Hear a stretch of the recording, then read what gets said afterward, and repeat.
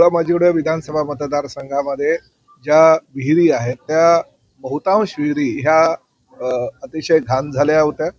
त्यातील पाणी जे आहे ते बिलकुल वापरण्याजोगं नव्हतं। म्हणजे पिण्याची तर लांबची गोष्ट, पण लोक धुणा भांड्याला किंवा गाडी धुवायला किंवा लाद्या वगैरे स्वच्छता करायला सुद्धा त्याचा वापर करत नव्हते, कारण एवढं घाणीचं साम्राज्य त्यामध्ये होतं। आता तुम्ही बघताय की ही विहीर सुद्धा स्वच्छ केली होती आमच्या ठाणे महापालिकेच्या वॉटर सप्लाय डिपार्टमेंटनं, परंतु परत लोकांना त्या ठिकाणी बाटल्या आणि काही वस्तू टाकल्या। त्यामुळे सातत्यानं ह्या वस्तू टाकून किंवा निर्माल्याचं सामान टाकून किंवा इतर काही जे ड्रेनेजचं पाणी असतं किंवा नाल्या किंवा गटाराचं पाणी असतं ते त्यामध्ये जाऊन ते पाणी अतिशय अस्वच्छ होत असतं आणि त्यामुळे ते पिण्यायोग्य कधीच झालं नव्हतं। म्हणून आम्ही एक संकल्पना राबवली की प्रत्येक विहिरीचं पाणी हे त्याला नैसर्गिक जो स्रोत आहे तो जिवंत असल्या कारणानं ते वापरण्यायोग्य कसं होईल।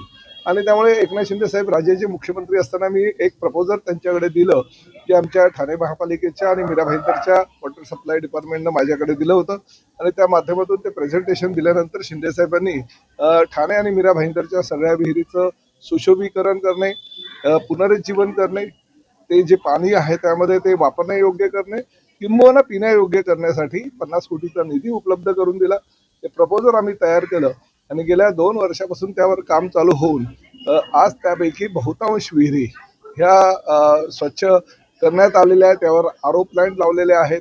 आमच्या महापालिकेच्या अधिकाऱ्यांच्या म्हणण्यानुसार आणि जे आमचे कन्सल्टंट आहे त्यांच्या म्हणण्यानुसार हे पाणी पिण्यायोग्य आहे, कारण लॅबमध्ये सुद्धा त्यांनी ते पाणी नेलेलं आहे।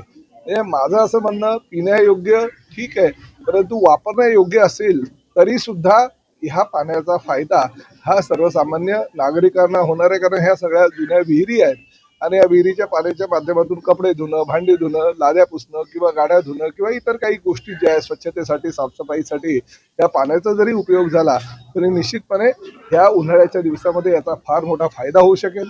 ही जी विहीर आता आपण करतोय त्या विहिरीचं पाणी पिण्यायोग्य असल्या कारणानं आरो प्लॅन्टच्या माध्यमातून अतिशय चांगल्या प्रकारे तो विकसित करण्यात आला आणि ताबडतोब हे जे पाणी आजपासून आता येणार आहे ते लॅबमध्ये दाखवून 2 ते 3 दिवसामध्ये तो लॅबचा रिपोर्ट हा या ठिकाणी लावण्यात येईल आणि त्यानुसार हे पाणी पिण्यासाठी सुद्धा ह्या परिसरातल्या जनतेला वापरता येईल। विहिरीमध्ये जो काही बाटल्या वगैरे टाकल्या जातात या संदर्भात नागरिकांना त्या सुद्धा मी सूचना केलेल्या आहे की शक्यतो बघा, आता जेव्हा विहिरीचा उपयोग किंवा विहिरीच्या पाण्याचा उपयोग केला जातो त्यावेळेस लोक त्याचा वापर चांगल्या प्रकारे करतात। आता ह्या ठिकाणी बाटल्या वगैरे टाकल्या गेलेल्या आहेत, परंतु हेच पाणी आपल्याला प्यायचं आहे, आपल्याला वापरायचं हे जेव्हा त्यांना समजेल त्यामुळे ते कचरा वगैरे त्या ठिकाणी टाकणार नाही आणि तशा सूचना मी दिलेल्या आहेत। आता जो कचरा साठलेला आहे तो मी ताबडतोब साफ करायच्या सूचना आमच्या अधिकाऱ्यांना दिलेल्या आहे, परंतु भविष्यामध्ये हीच लोक, हेच नागरिक ही विहीर स्वच्छता ठेवण्यासाठी आमच्या महापालिकेच्या अधिकाऱ्यांना सहकार्य करेल। परंतु राज्याच्या इतिहासामध्ये हा पहिला प्रकल्प ठाणे महापालिकेचा आहे की वाया गेलेल्या ह्या विहिरी, म्हणजे अनेक विहिरी तर बुजवल्या गेल्या आहेत की अस्वच्छ पाणी आहे, पाणी पिण्यायोग्य नाही आहे, घाणीचं साम्राज्य त्या विहिरींमध्ये आहे, त्यात जो कचरा निर्माण होतो त्यामुळे आजूबाजूच्या परिसरामध्ये सगळी दुर्गंधी झालेली आहे। अशा परिस्थितीमध्ये ती विहीर बुजवणे योग्य असं काही लोकांचं मत आहे,